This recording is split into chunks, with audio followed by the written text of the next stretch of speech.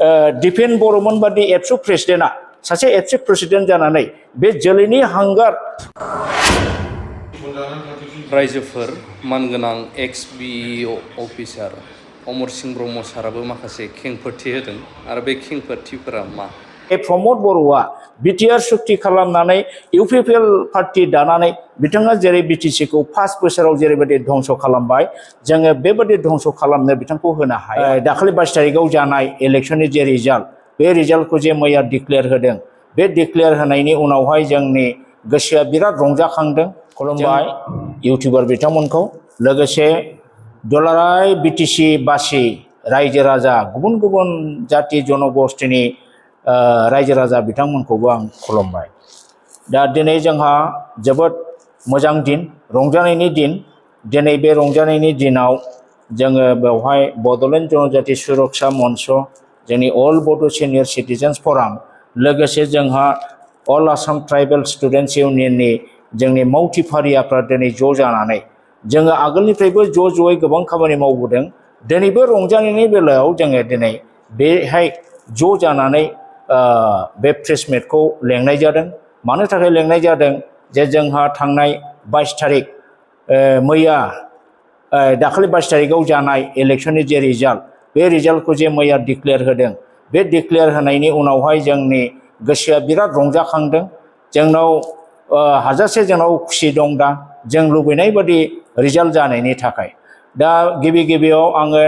जोंनि मानगोनां हाग्रामा महिलारि बिथां बिपिएफनि आफादगिरि बिथाङा जे दिनै गावजों लोगोसे 28 जन एमसिएलएफोरखौ लोगोआव लानानै 29 जन एमसिएलए दिनै बिथाङा देरहाहोनो हादों। बेनिखायनो आङो मानव गेदेर हाग्रामा महिलारि बिथांखौ आङो सिगाङाव बरायग्रोबाय।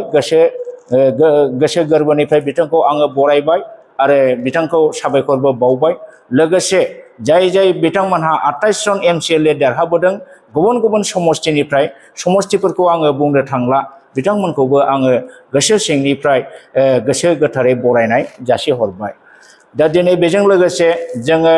जाय बिटिसिनि रायजोनि गुबुन गुबुन जाति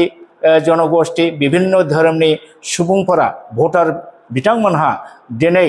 जोंनि खावलायनाय बादियै जों गुबुन गुबुन दल संगठना जेरै खावलायदोंमोन बेबादियै जोंनि खावलायनायखौ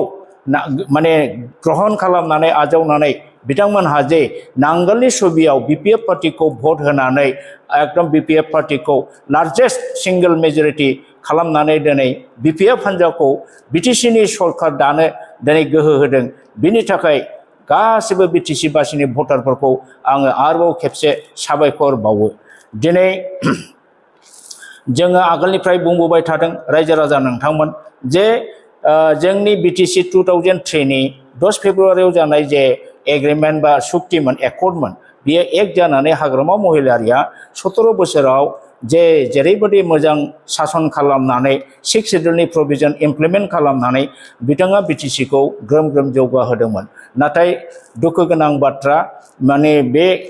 जौगाखांनायखौ हिंसा खालामनानै बै समनि एबसुनि प्रेसिडेन्ट जाय प्रमद बर' बिथाङा नंखाय फाला प्रक्सि आन्दलन खालामनानै 2020नि 27 जानुवारियाव बिथाङा जे बिटिआर एग्रिमेन्ट खालामदों बिटिआर पिस एग्रिमेन्ट दा बिटिआर पिस एग्रिमेन्टनि दारै बिथाङा बिटिसि 6 शेड्युलनि टटेल एडमिनिस्ट्रेसन सिस्टेमखौ धंस खालामजोबनानै जोंनि बिटिसि बासि रायजोफोरखौ आलाय आथानि बिथाङा खालामबायमोन। बे 5 बोसोरनि गेजेराव ना टिका टुक्लि मोन्दों ना साख्रि मोन्दों ना डेभेलपमेन्टेल खामानि जादों ना खामानि मावनो मोन्दों। रायजो राजा बिथांमोनहा बिटिसि ओनसोलना कन्ट्राक्टरनिफ्राय आरम्भ खालामनानै लेबार श्रेणी गासिबो रांखान्थि जुरुला अबस्थायाव फैदोंमोन आरो जोंनि बिटिसिनि एडमिनिस्ट्रेसननि जे सिस्टेम बे सिस्टेमखौ धंस खालामदोंमोन। बेनिखायनो जोङो होनबोबाय थादों जे प्रमद बर'आ बिटिआर सुक्ति खालामनानै इउपिपिएल पार्टी दानानै बिथाङा जेरै बिटिसिखौ 5 बोसोराव जेरैबायदि धंस खालामबाय जोङो बेबायदि धंस खालामनो बिथांखौ होनो हाया। नंखायनो जोङो रायजो राजाखौ खावलायदों जे प्रमद बर'आ बिटिसिनि बिराद अन्याय खामानि मावबाय बिराद गाज्रि खामानि मावबाय। जों बिथांनि एक्टिभिटिसखौ बिथांनि पलिसिखौ जों मुगैयो जों नेवसियो। नंखायनो हाग्रामाखौ पावाराव लाबोफिननानै प्रमद बर'खौ होखारनांगौ। प्रमद बर' हाटआव बिटिसि बासाव प्रमद बर' हाथाव बिटिसि बासाव जों बे स्ल'गानखौ जायगा जायगा जोङो होबोदों ससियेल मिडियानि दारै होबोदों दिनै जों नुनो मोनबाय रायजो राजाया जोंनि खोथाखौ निश्चय बुजिनो हादों बुजिनानै बिथांमोननि गोसोआ दिनै सोलायनानै जोङो खावलायनाय बादियै नांगोलनो भट होनानै दिनै बिटिसिखौ रैखा खालामनो हाफिननाय लामायाव निश्चय फैबाय दा बिनि थाखाय जोङो रायजो राजानि खाथियाव जेब्लाबो खर' गंग्लायै बिथांमोनखौ जोङो साबायखर बावो बिथांमोनहा मदद होनायनि थाखाय बिटिसिखौ बासायफिननायनि थाखाय दा दिनै बे बेलायाव आं बुंबावगोन दिनै जाय प्रमद बर'आ इउपिपिएल गभर्नमेन्टआ 5 बोसोराव बिटिसिनि गासैबो 6 शेड्युलनि नर्म्सफोरखौ एडमिनिस्ट्रेटिभ सिस्टेमखौ धंस खालामबाय बिटिसिनि मानसिखौ गरिब गुन्द्रा खालामबाय दिनै बेबादि इउपिपिएल प्रमद बर' दैदेननाय बे पार्टिखौ दिनै दिपेन बर'मोन बादि एबसु प्रेसिडेन्टआ सासे एबसु प्रेसिडेन्ट जानानै बे जोलैनि हांगार जाथि बिरोधि बिटिसि बिरोधि बे प्रमद बर' इउपिपिएलखौ सापर्ट होनानै एबसुखौ एबार माने आरोबाव खेबसे प्रमद बर' इउपिपिएलखौ आरोबाव देरहा होबावनांगौ होननानै बिथाङा जे खावलायदोंमोन बिथांनि बे खावलायनायखौ दिनै रायजो राजाया जोगारबाय नेवसिबाय मानोना बियो असत्य दिनै बे थांनाय बिटिसि इलेक्शना सत्य आरो असत्यनि जुजिनायमोन रायजोफोर दा हाग्रामा महिलारिया सत्य बियो सैथो एग्रिमेन्ट खालामदों बिटिसि सुक्ति खालामदों बे सैथो एग्रिमेन्टनि दारै बिटिसिआ बहुत डेभेलप जादोंमोन बेखौ धंस खालामदों प्रमद बर' बे बिटिआर एग्रिमेन्टआ नंखायनो बिटिआर एग्रिमेन्टआ जोंनि बिटिसिनि एकदम बिराद धंसकारक होननानै जोङो बुंनो हायो आरो बे धंसकारक राजनिति हान्जाखौ दिपेन बर' बादि एबसु आफादगिरिया दिनै सापर्ट होदों बिथांनि सापर्ट होनायनि आन्दोआव निश्चय माखासे बिथांनि पार्सनेल गेइन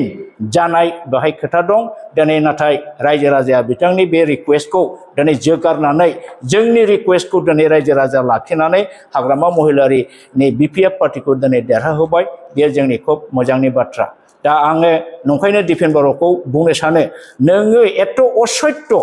नोङो एकदम माने हारिनि गाज्रि मावग्रा राजखान्थि दोलो इउपिपिएलखौ सापर्ट होग्राया नोङो मा रोखोमनि एबसु प्रेसिडेन्ट नोंलाय दिपेन बर' दिनै नोंनि बे रिक्वेस्टखौ रायजोआ जोगारबाय नोंनि पार्टिया नों जायखौ सापर्ट होयो बे पार्टिया दिनै बिराद गाज्रि जेनबाय बेखौ नायनानै दिनैनि दिनाव रायजो राजाया नोंजों गैला होननानै नोङो मिथिखानानै दिनै नोङो एबसुआव प्रेसिडेन्ट जानानै थानायनि नोंहा अधिकार गैया नैतिक अधिकार नोंहा गोमाबाय नोङो इमिडियेट एबसुनिफ्राय नों बिबान हो नोङो साख्रि बाख्रि आगोलाव मावनानै हयथ' दासो गारदों जानो हागौ नोङो फिसा फिसौ खांनानै फिसा फिसौआनो ग्रेजुवेसन फरायनाय बे मानसिया एबसुआव थानो दरकार गैया एबसुआव मानसि जोबाखै बहुद मावनो हानाय केपासिटिनि मानसि दङ बिथांमोनखौ मावनो हो दिपेन बर' नोङो एबसुनि प्रेसिडेन्ट जानानै व्यक्ति स्वार्थखौ नोजोर बोनानै नोङो जानला मोनला बे जाथिनि बेरेखा मावग्रा पार्टिखौ सापर्ट होबाय थाबा बियो जानाय नङा दा बे हिसाबै एबसुआ दिनै दिपेन बर'आ बुजिनांसिगौ जे नोंनि खोथाजों रायजोआ सोलियो ना जोंनि खोथाजों रायजोआ सोलियो जोङो प्रुफ मोनबाय दिनै दिपेन बर'आ बे बिटिसि बासि बा बर'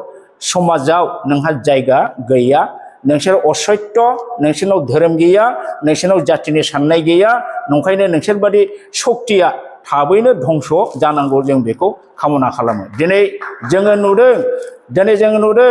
जोंहा इसोरनिबो अननाय दं बर'फा उपेन्द्रनाथ ब्रह्मनि अननाय दं नंखायनो जोङो आगोलाव होनखादोंमोन जे प्रमद बर'आ बिटिआर सुक्ति खालामनानै उपेननि आदर्श निति गासिबो धंस खालामबाय बिटिसिखौ धंस खालामबाय बेनिखायनो उपेना बेखौ जोख्लायनो दतमायाव लेंहरदों होननानै जों बुंदोंमोन दिनै दतमा समष्टिनिफ्राय बियो जोबोद गाज्रि जेनबाय गयबारियावबो जेनबावनांगौसोमोन बियो बिनि माने